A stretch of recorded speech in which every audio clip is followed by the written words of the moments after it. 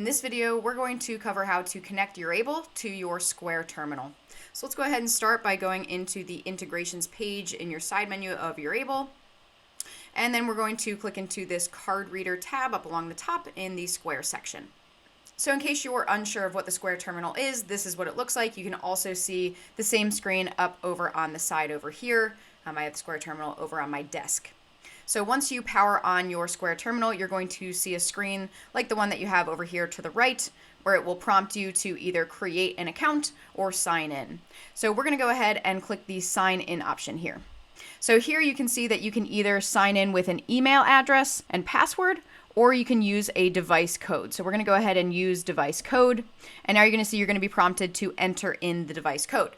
Now back here on the computer, you have this button down here that says generate device code. So I'm going to go ahead and click on this.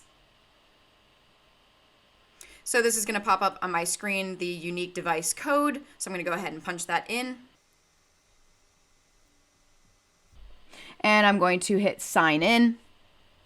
And I can say OK up on the screen over here.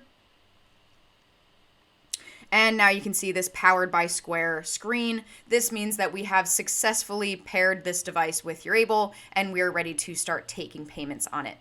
We're going to cover what it looks like to take payments with your Square terminal in another video.